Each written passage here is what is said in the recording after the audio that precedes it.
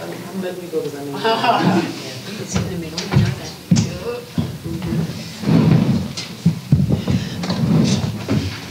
Thanks, everyone. We're going to start with Jack taking a question each. Yes. JJ, this is for you. In the first quarter, the Sky were being quite physical with you all, and it seemed like the whistle maybe wasn't going your way. But then when you look at the box and the rest of the game, you all outscored them 20-7 at the line. So I'm just curious how you all were able to find a physicality and a toughness and exploit Chicago, while in the past that was a struggle.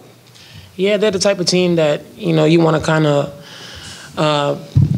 be physical at the beginning of the game and not allow them to kind of bring it to you, and then you're on your back foot because then it's a little bit too late. So we just came in with that toughness, understanding that, that's their ammo, is to be a really physical team, try to muck the game up a little bit and make it messy, and we understood that coming in.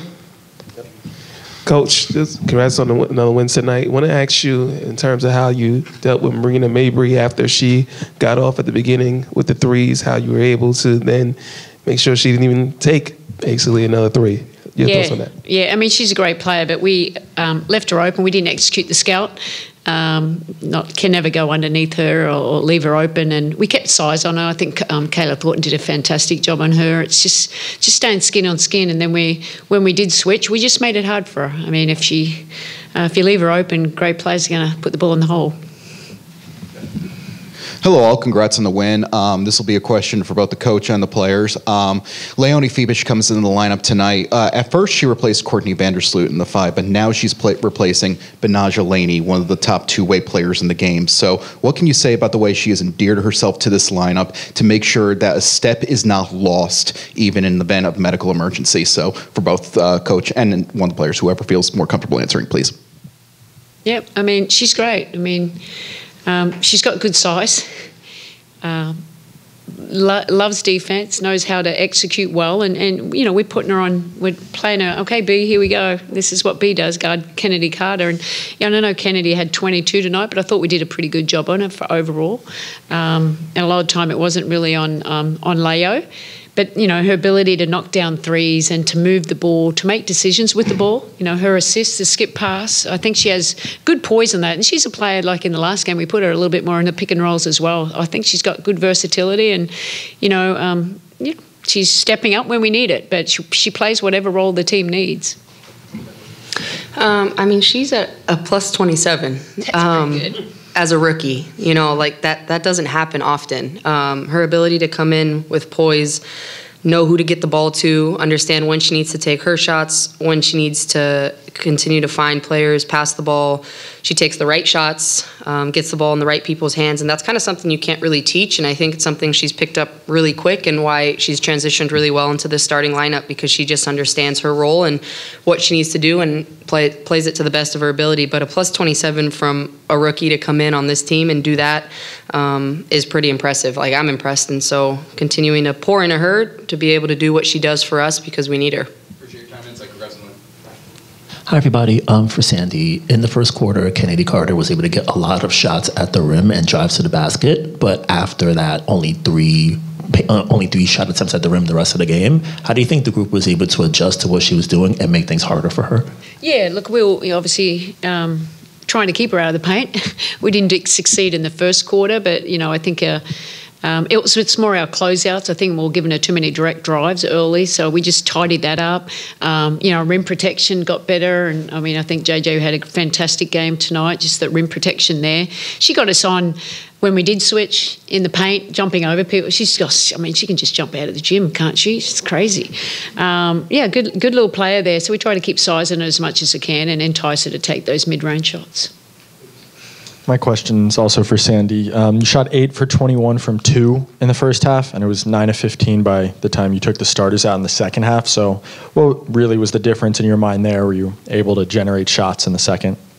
Yeah, put the ball in Sabrina's hand. Ball was going in. She's a pretty special player, and she, I think that helps. And it makes it hard. We're putting, obviously her and JJ and Stewie in action, and they don't know if they need to switch or not. And this is our big three. So we played through them a fair bit. And I know Sabrina had a pretty, her untypical start to the game, but you never can keep it down for more than 20 minutes, and she showed that in the second half. Hi, this is for anyone who wants to take it. This city loves players who leave it all out on the floor, and Kayla feels like the embodiment of that player. And there was a cool moment in the fourth quarter where she kind of runs into the tunnel, then reemerges to a massive ovation. Just how nice was that to see that appreciation for a game like this, which is just a classic KT game? Yeah, loved it. Loved it. And it was off of my turnover too, so I loved it even more. She got back there and saved me. So, but yeah, that's what KT does, and she understands her role, and she does it to the best of her ability. And we need more of that from her to just continue to just leave it all out there. And we're a better team when she does it. Hey, Sab, as Sandy just alluded to, you had a tough first quarter, but from second quarter on, you shot 7 of 10. How were you able to make adjustments and not stay down after a rough shooting start and lock back into the game? Yeah, I mean, just continuing to trust the looks I was getting. I was getting good looks at the basket. They were just long. And so continuing to just adjust in game my shot, trusting in my shooting ability, knowing continuing to get good looks and find ways to get my teammates open. I think, driving and getting into the pick and roll with JJ was really beneficial for us in that fourth quarter. And so kind of just, believing in the work I've put in. I've shot a lot, and, I know they're going to go in if I can continue to get to my spots, and, kind of hung my head at halftime and then came back, to start that third with kind of an understanding like I need to go out there and get the ball in the basket for this team to win. And just, thankful that I had that opportunity to go out there and get good looks. Sandy, you've talked a lot about defense for this team this season, but when you saw the team not necessarily starting the way they were supposed to, whether or not it was not following the scout or whatnot, how important is it for the team to not let that last the whole game and to flip that script? And how did you see them do that tonight? Yeah, and it was tough. I mean, it was too many easy baskets in that first quarter, and coming off a back-to-back, I suppose it's no surprise there. But this is a veteran team, an experienced team. They can lock in. We've got great leadership, especially, these two, the big three, they really lead the way. Like, there's a commitment to excellence, even if you struggled in one quarter. They're always encouraging each other. Come on, let's do it. Let's be better. And that helps. You've got to keep everyone on the same page because defense involves 5 people. So it's not just the one person on the ball, it's everyone. And I think once we lock into that, that's when our greatness shows. Hey, Sab, back here. You kind of alluded to before getting JJ involved, pick and roll actions. You kind of see the offense kind of be a little more fluid. There's more space when you kind of get involved with the ball, kind of see the defense kind of created to her and open opportunities for you and anyone else. I mean, to be honest, like that, it's my job. I take a lot of pride in my ability to get players open. And obviously I understand what JJ brings to our team when she's able to, catch the ball out of a pick and roll and continue to attack, shoot the ball, space the floor, rebound. And so I take it personal. Like when she doesn't get touches, I go back and figure out ways that I can continue to help get her open with my passing ability and the gravity that I have when I come off pick and rolls.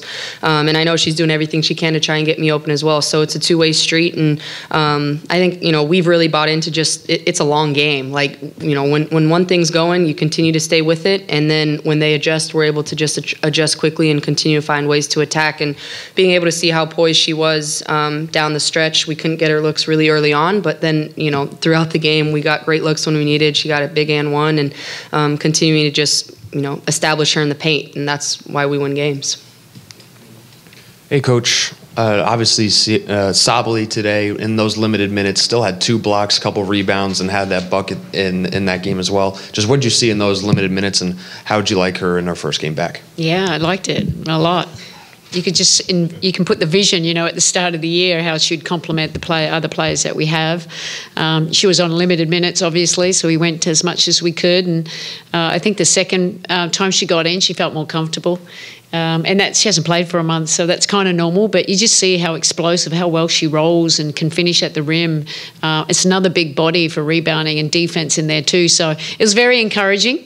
I think she was excited to be back. She's feeling good, and that's the most important. Hopefully we can continue to build her up leading into the Olympic break. Hey, Coach, you spoke about defense a little bit earlier. Today you guys forced 13 turnovers for 21 points tonight. In moments where the offense isn't playing well, especially in the first half, what does it say about this team finding ways to be effective and still kind of finding ways to grit this one out? It's a basketball game, isn't it? It's played at two ends. You know, I'd love to if we could score 100 every game, but it's not going to happen every game because this is the WNBA and every opponent is different, isn't it? So we just need, it's like a chess game. So we have to work out, but we always have to hang our hat on defense. Defense wins championships. I know all coaches say that, but you know I'm a firm believer. I think we got the tools to be a great defensive team. It's the consistency, and we know we've shown it a lot this year too. When we lock in, I mean, we can lock teams down too. Now, not always for 40 minutes, but we know how to raise the level, and it's just the communication and the trust that they have. I think that's pretty special. But we're going to continue to get better. We're not where we want to be, but we're on the right track. This question is for JJ. JJ, tonight was your second game of the season with a double-double and at least 3 assists and 3 blocks. How important is it for you to just set the tone and be effective on multiple aspects of the floor, not just on the interior? I'm sorry, what was the ending part? Oh, like how how important is it for you to be effective, not just on the interior, but on the perimeter with your playmaking, your blocking? Yeah, just finding different ways to affect the game, different ways to help the team, and that's what it's about. For Sabrina and JJ, so largest crowd ever for a Liberty game at Barclays Center. I just wondered, how much do you guys feed off the crowd? How much do they uplift you? Yeah, I mean, it's amazing. They were dialed in. They helped us when we were on our run. It felt like the ground was shaking. How excited they were, continuing to lift us up. Like on defense, when KT makes that steal and they're cheering. When we're scoring and hitting threes in transition, and we need them. We need their support all year long. We were on a back-to-back. If they came out and kind of were dead, we might have been too. But I think being able to see how committed they are to wanting to watch us play, and we don't take any of these moments for granted. Like, we understand what a blessing it is to be able to play at home in front of 17,000 fans. This is a game you got to show up and understand that you're playing, potentially for the first time in front of a new fan, and what lasting impact do you want to leave on someone that's coming, and understanding that we have the potential to do that, and obviously very thankful for the fans that show up for us every single day. Sandy, you spoke about defense before, and with Reese, she was just 5 for 17. She barely got her double-double. So why were you guys so effective against her, and how important was that to winning this game? We have Jonquel Jones and Brianna Stewart. I think they just anchor us. We do a really good job of protecting the rim, because we've got these players. They anticipate really well. We made it hard for her. She still got a double-double, so the fans love that. She's a tough competitor, and we have to be locked in, and that's what the players were. They took pride in, doing a good job on her, and helped us get the win tonight. Thanks, everyone. Thanks, guys.